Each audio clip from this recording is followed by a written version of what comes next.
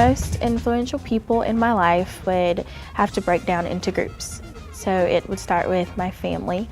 So it could go from my grandmother, who has been there for me since birth, my great-great-grandmother, who, in case you don't know my whole name is Taylor Simone Dolly Outler, and I was named after her, and she passed away a month before I was born. So I always look forward to trying to impress her, even though she's not here. So I always try the best I can to impress her. My parents, of course, who pushed me beyond what I could ever want, and my teachers, just everyone that I get to meet in everyday life who help influence me to be the person that I am today.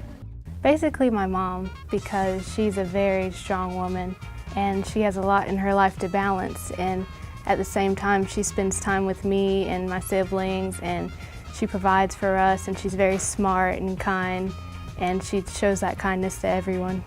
The most influential people in my life would have to be my mother and my best friend, because my mother, she's accomplished so much, even though she's been through so much, and she just always pushes me, is always telling me to do better, to do my best, to try my hardest. And my best friend, she's been there for me since 4K, so we've been friends for a long time, and she just inspires me to be competitive and to be better. The most influential person in my life is my grandfather, Jack Hanna, because he's a high Christ figure, and he always seeks God in everything he does. And I feel that he's a role model to me because he always points me in the right direction, always trying to get me to do my best whenever I do. The most influential people in my life are my parents. I used to watch them come home from work, and they never really like what because they're both factory workers, so they don't really like what they do. And they always talk about the jobs that they wish they had, and I really don't want to be like that when I grow up. I would say I've been so successful in my academic career due to studying, a lot of dedication and perseverance, and not giving up when an obstacle comes my way.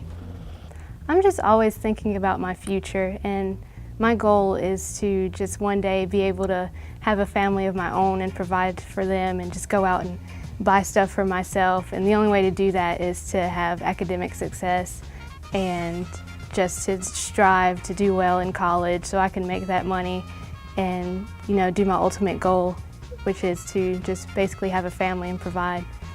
I've been so successful in school because I've studied, just worked hard. There have been plenty of times when I've wanted to give up, but my mom's always been there to say, don't give up, keep trying. And she's always been there to help me out when things were a little too rough. The fear of failure, because what I want to do, I feel like if I want to be the best at it, I can't really be average in everything. So I give my best in my schoolwork, because if I do my best, then I can get into the best colleges, and even if I can't reach that, I'm still gonna get something better than average.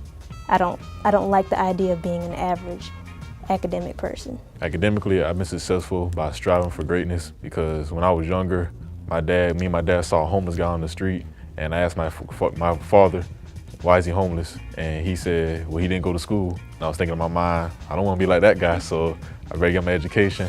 So I just have a sense of urgency to be successful.